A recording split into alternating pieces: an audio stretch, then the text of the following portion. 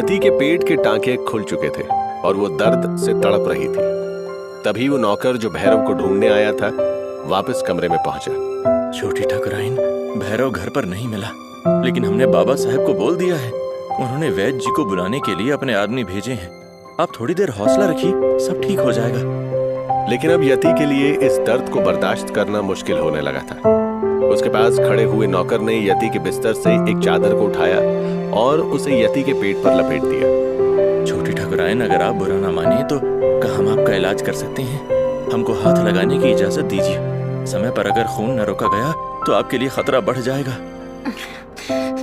जो करना है करो, मुझसे अब ये दर्द बर्दाश्त नहीं हो रहा। और हाँ, वैद्य जी की दी हुई दवाइयाँ उधर रखी हैं, शायद तुम्हें कोई मदद मिल सके। कोई बाबा को बुला दो, मुझे बाबा से अभी मिलना है। तभी कमरे का दरवाजा खुला और बाबा साहेब हड़बड़ाए हुए कमरे में दाखिल हुए। ए बहुरिया, क्या हुआ तुमको? अचानक से ही खून, तुम्हारी ये हालत, ये सब कैसे हुआ? कल रात तक तो सब कुछ ठीक था। बाबा मुझे जल्दी से वैद्यशाला लेकर चलिए, या फिर वैद्य जी को बुला दीजिए। मुझे ऐसा लग रहा है जैसे मेरे अंदर कुछ जल रहा है। बाबा, मुझे लग रहा है कि मैं मर रही हूँ। कुछ कीजिए बाबा, कुछ कीजिए। ना लाडो, ना मेरी बिटिया, ऐसी बातें नहीं निकालते अपने मुंह से। अभी थोड़ी ही देर में सब ठीक हो जाएगा। ये खून बहना भी बंद हो जाएगा और तुम्हारे दर्द का समाधान भी हो जाएगा। वैद्य जी बस रास्ते में ही होंगे। तब तक एक लंबी गहरी सांस लो और अपने इस जख्म को बिल्कुल भी हिलाओ डुलाओ नहीं। यति की अब आंखें बंद होने लगी थी। उसके पास मौजूद दोनों नौकरों ने उसके जख्मों पर चादरों को लपेटकर वैद्य जी की दी हुई दवाओं को खोलकर देखा और फिर उन दवाओं को पीसकर यति को खिला दिया। छोटी ठाकुराइन, मुंह खोलिए और ये दवा खाने की कोशिश करिए। हो सकता है कि आपको भी दवा खाने के बाद थोड़ी नींद आए, लेकिन घबराना नहीं। ये दवा आपके बहते खून को रोक देगी। हम मरहम तैयार कर देते हैं तब तक। अरे, तुम दोनों जानते हो ना कि क्या कर रहे हो? कौनो नुकसान तो नहीं होगा ना बहुरिया को? काहे से अगर इसको तुम्हारी दवा खाने के बाद एक खांसी भी आई ना, तो उस खांसी के बदले हम तुम दोनों को फांसी दे देंगे। बाबा साहेब का घबराना बिल्कुल जायज था, लेकिन इधर यति ने उस दवा को अगले ही पल खा लिया था। कुछ ही देर में देखते ही देखते खून बहना कम होने लगा था, लेकिन दर्द ज्यों का त्यों बना हुआ था। बाबा, भैरव कहाँ है? बाबा, आपने उसको घर में कैद रखने की सजा दी थी और अभी वो यहाँ पर नहीं है। कहाँ भेजा है आपने उसे? यति का सवाल सुनते ही अचानक ही बाबा साहेब का रवैया बदल गया। बहुत जरूरी काम से भेजा है दुल्हन हमने उसको, तो तुम परेशान मत हो।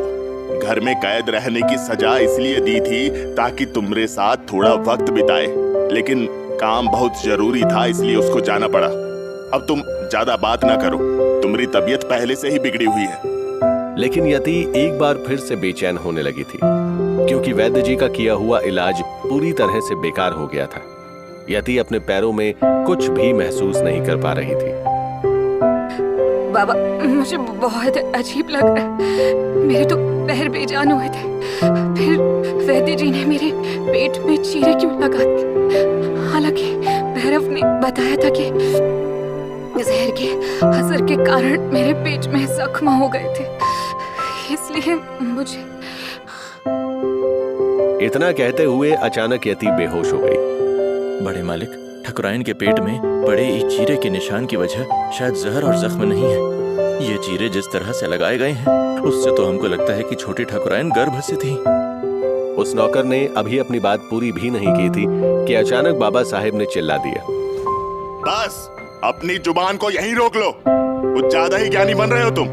ये गर्भ से जुड़ी बात आगे से अगर फिर उठी और हमारी बहुरिया के कानों तक पहुंची तो ऊ के साथ तुम्हारी लाश भी उठा देंगे महल से। माफ कर दीजिए मालिक, मालिक माफी। लेकिन फिर बाबा साहेब ने शक करते हुए उन दोनों नौकरों से कहा, लेकिन इतना ज्यादा ज्ञान का समंदर तुम्हारे अंदर कैसे समाया? जख्म देखते ही सब बता दिए। दुल्हन की नब्ज की जांच करते ही तुमको तो सब कुछ पता चल गया। कैसे? अरे मालिक, शायद आप हमको पहचाने नहीं। हमारे बाबा आपके यहाँ ही काम करते थे और हम कुछ समय पहले वेधशाला में काम करते थे। हम जानते हैं कि कुछ वक्त पहले भैरव छोटी ठकुराइन को लेकर महल से वेधशाला गया था। इलाज के दौरान हमने ही भैरव को छोटी ठकुराइन के लिए दलिया दाल बना कर दिया था। हमको वेधशाला का सारा काम आता है। तो तुम गिरधारी के लड़के हो? काहे से उसके बेटे को डॉक्टर बनाने के लिए हमने शहर भिजवाया था, लेकिन बस पलटने से लड़का अपनी कोई परीक्षा नहीं दे पाया था शहर में, तो वापस गांव चला आया था। क्या तुम वही हो? जी मालिक, हमारे बाबा का नाम गिरधारी ही है। शहर में हम डॉक्टरी की परीक्षा ना दे पाए थे, लेकिन मन लगा रहे, इसलिए आपने ही हमको वेधशाला में बहुत साल पहले काम पर लगवा दिया था। एहसान चुकाने का मौका हमको तब मिला जब हमारे बाबा ने आखिरी सांस ली। आखिरी बार महल में जो हमला हुआ था, हमारे बाबा की जान उसमें चली गई थी, इसलिए समर्थ मलिक ने हमको यहाँ काम पर रख लिया। तो तुमको कोई नाराजगी नहीं है कि तुम्हारे बाबा महल की दुश्मनी के बीच फंस गए?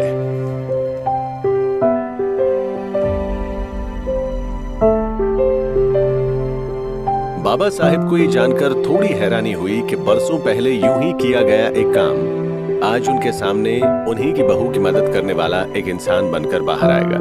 तुम्हारे बाबा को अपनी जान देकर अपनी वफादारी की कीमत चुकानी पड़ी थी।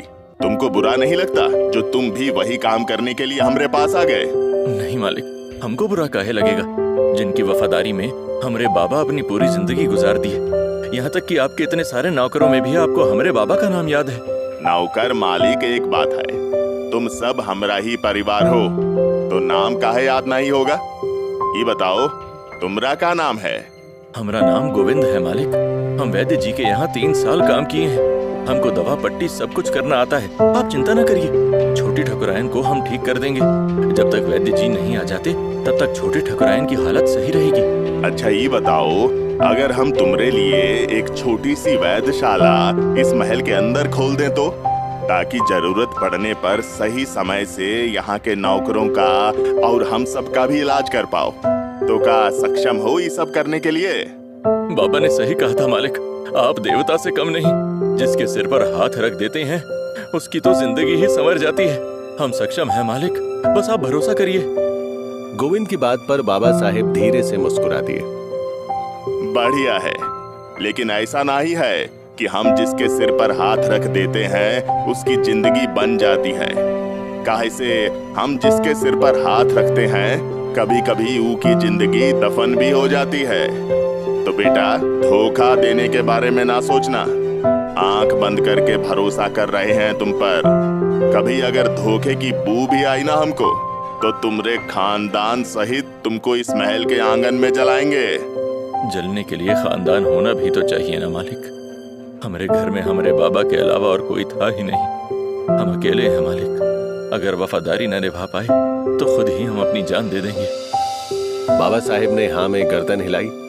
इसके बाद उनके कहने पर गोविंद और उसके दूसरे नौकर ने यति को उसके बिस्तर पर लिटा दिया और फिर नींद में सोई हुई यति की पट्टी करते हुए बाबा साहेब ने गोविंद को अपना पहला हुक्म दिया। चलो भाई गोविंद, तैयार हो जाओ। एक वफादार नौकर है हमरा जो हवेली में कैद कर लिया गया था। पहले तो उसका इलाज करो चलकर। जिंदगी मौत से लड़ रहा है वो बेचारा। और फिर हमरे दोनों बेटों का इलाज करो। और छोटी ठकुराइन का इलाज तो तुम्हारे हिस्से में हमेशा ही रहेगा। आज से तुम्हारी तनख्वाह और तुम्हारा काम दोनों बढ़ा रहे हैं हम। देखते ही देखते बाबा साहेब ने सच में गोविंद की जिंदगी बदल दी थी, लेकिन फिलहाल उन्हें यति की चिंता सताने लगी थी। शायद जहर अभी भी अपना काम कर रहा था और यति को अंदर ही अंदर जलाने की कोशिश कर रहा था। वो भावुक होकर यति के सिर पर प्यार से हाथ फेरते हुए आहिस्ता से बोले, ये सब क्या हो रहा है बिटिया? हमने तो सोचा था कि नंदिनी को दिया हुआ वादा कम से कम हम निभाने में सक्षम तो हैं, लेकिन तुम हमको इस तरह से काहे सता रही हो? काहे हमसे दूर जाना चाह रही हो? बस तुम ही तो हो हमारी नंदिनी की आखिरी निशानी हमरे पास। हम क्या करें, हमको कुछ समझ नहीं आ रहा है। बाबा साहेब यति को लेकर बेहद परेशान थे और साथ ही उन्हें और भी कई चिंताओं ने घेरे हुए था।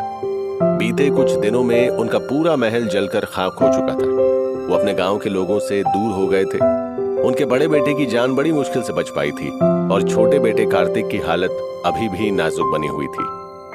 ए बहुरिया, जल्दी से ठीक हो जाओ। ताकि नंदिनी के इस महल को अपना कर उसकी जगह लो और ठकुराइन बनो। ये महल किसी और का नहीं बल्कि नंदिनी का अपना महल है। तुमरा वो खानदानी महल है जिस पर सिर्फ और सिर्फ तुम्हारा हक है। हम तो यहाँ सिर्फ शरणार्थी हैं। तुम यहाँ की असली मालकिन हो और इस पूरी रियासत की इकलौती ठकुराइन हो। अब तुमको यहाँ की बागडोर संभालनी ही होगी। बाबा साहेब यति के सिर को प्यार से सहलाते हुए उसकी ओर देख रहे थे और वो साफ देख सकते थे कि यति का चेहरा दिन ब दिन पीला पड़ता ही जा रहा था। ई जहर का कोई इलाज नहीं है, फिर भी हम तुमको कुछ नहीं होने देंगे। अपनी आंखों के सामने यति को धीरे धीरे मरता हुआ देखकर बाबा साहेब पूरी तरह से टूटने लगे थे। जहर जी के भी अंदर जाता है, उसको खत्म करके ही दम लेता है।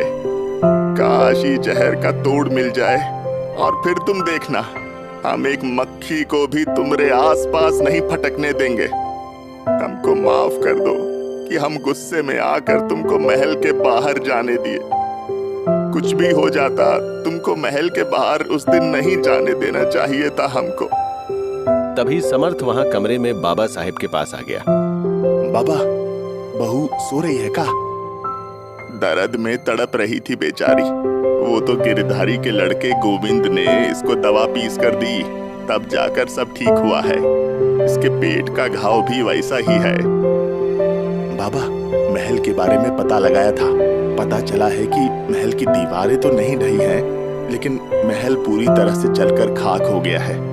पर एक अच्छी बात ये भी हुई है कि जब से भैरव ने हवेली में तांडव मचाया था, तब से अपने गांव में हवेली का एक आदमी नहीं भटका है। तो का वापस चलना चाहिए हमको? नहीं, हम महल में वापस नहीं जाएंगे।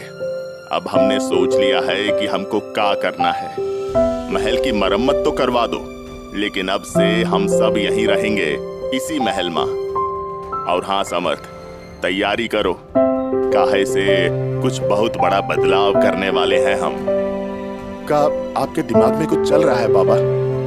हाँ, एक ऐसा बदलाव जो उस किरण देवी और हवेली के लोगों के लिए एक नया फरमान जारी करेगा। हम समझ चुके हैं कि किरण देवी क्या चाह रही है, लेकिन हम भी उसका जवाब देने के लिए पूरी तरह से तैयार हो चुके हैं। एक बार भैरव आ जाए, फिर शुरू होगा असली खेल।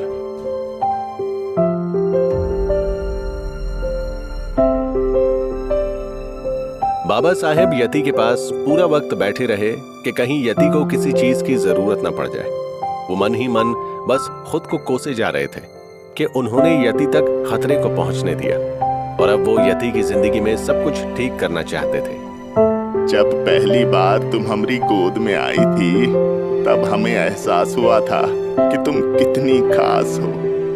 तुम पहली बार हमारी गोद में रोई थी। नंदिनी के बाद हमने ही तुमको गोद में लिया था। हम तुमको कैसे बताएं बिटिया कि हम तुमको कितना मानते हैं। अपने बच्चों से ऊपर रखते हैं तुम्हें। बाबा साहेब को यति के चेहरे में नंदिनी का चेहरा साफ दिखाई दे रहा था। बाबा साहेब का अतीत नंदिनी से जुड़ा हुआ था और यही वजह